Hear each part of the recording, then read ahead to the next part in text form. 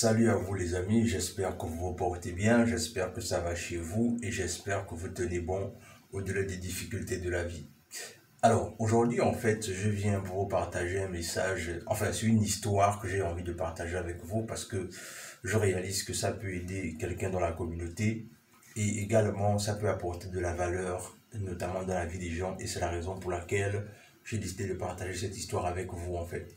Donc si tu es nouveau sur la chaîne, prière simplement de t'abonner, de laisser un like et de laisser un commentaire et de partager la vidéo. Sur ce, on est parti. Alors, l'histoire que je vais vous conter aujourd'hui, en fait, c'est l'histoire du groupe Magic System avec on va dire leur groupe, leur leader vocal à Salfo. C'est-à-dire, ce qui se passa avec ce groupe, c'est que déjà, je ne sais pas si vous êtes au courant, mais déjà c'est un groupe qui a beaucoup connu des tumultes en fait, parce que ils reviennent de loin dans le sens là où ils ont connu beaucoup la pauvreté, ils ont connu beaucoup la misère avant l'éclore en fait. Et avant cette éclosion en fait, il y a eu des moments difficiles qu'ils ont traversés, notamment lorsqu'ils ont sorti leur premier album. Ce qui s'est passé, c'est que le groupe a fait face à beaucoup de succès. Et lorsqu'ils ont fait face à beaucoup de succès, en fait, ce qui s'est passé, c'est que le groupe, en fait, à un moment donné, Universal Music va leur faire une proposition, en fait. Et la proposition d'Universal Music va se centrer davantage plus sur Asalfo. Dans le sens là où Asalfo, en fait, Universal Music ne voulait qu'Asalfo à la base. Et conscient du fait que Universal Music ne voulait qu'Asalfo à la base, il y a quelque chose de surprenant qui va se passer. C'est que au cours d'une interview, les propriétaires d'Universal Music ce qu'ils vont faire, c'est qu'ils vont appeler Asalfo dans le bureau, ils vont laisser les autres membres du groupe, et ils vont appeler Asalfo pour qu'Asalfo, en fait, parle avec eux, en fait. Et ce qui va se passer, c'est que ils vont faire une offre terrible à Asalfo, du moins une offre très alléchante à Asalfo, et ce qui va se passer, c'est que ils vont lui déposer un chéquier sur la table, et ils vont demander à Asalfo de mettre le nombre de zéros qu'ils veulent, parce qu'à la base, il n'y a que lui qu'ils veulent prendre dans le groupe. Et ce qui va être étonnant, la réaction d'Asalfo va être étonnante parce que ce qui va se passer, c'est que ce dernier, en fait, va dire une chose, c'est que aujourd'hui, vous réalisez la performance et la force de Magic System, mais vous ne réalisez pas que Magic System, en fait, c'est un tout, en fait. C'est-à-dire, c'est un groupe qui s'est fondé sur la base de plusieurs personnes. C'est-à-dire, aujourd'hui, vous ne voyez en fait que la partie de l'iceberg que je représente moi, parce que je suis le leader vocal, mais sans oublier que c'est un groupe qui est justement à la base de plusieurs personnes, et à la base même c'est une famille en fait. Et cette réponse pour moi a tout son sens, dans le sens là où les gens doivent comprendre une chose, c'est que combien de personnes sont souvent prêts en fait à gâcher leur rapport avec leurs amis à cause de l'argent. C'est-à-dire, combien de personnes souvent sont obligées de choisir entre les amis et les intérêts en fait. Et je pense qu'à travers ce genre de témoignages, ce genre d'émissions, souvent ça permet de comprendre que à un moment donné, c'est pas toujours une question d'argent en fait.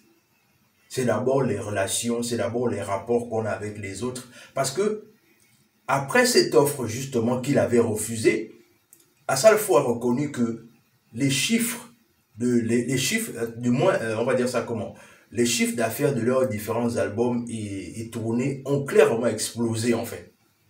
Alors que ce qui s'était passé, c'est que s'il avait choisi le fait de simplement aller signer, de trahir ses frères, peut-être qu'il n'aurait pas connu le succès qu'ils ont encore aujourd'hui en fait.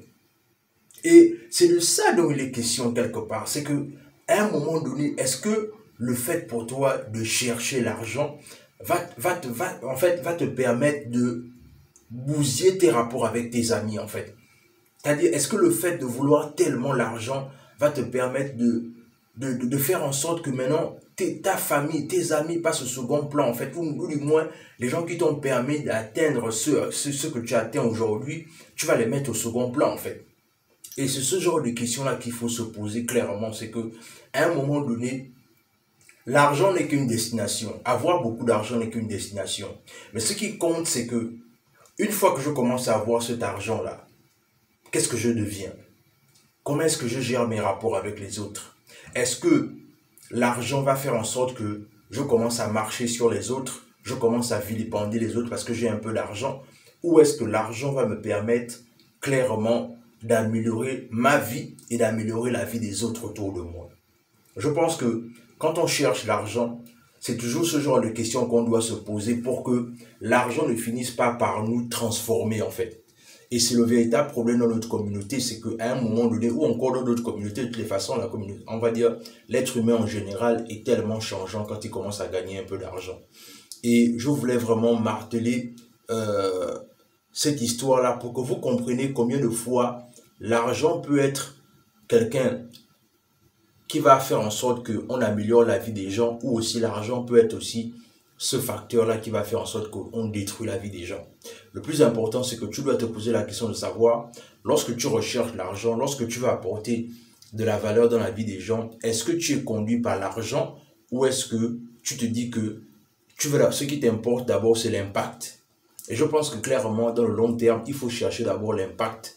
Parce que l'argent, on peut le trouver à n'importe quel coin de la rue. C'est-à-dire, je prends un exemple simple. Si tu vas travailler dans un McDonald's, tu vas trouver l'argent. C'est-à-dire, même si tu es en Afrique, tu fais un petit bricole, tu vas trouver une petite bricole, tu vas trouver l'argent.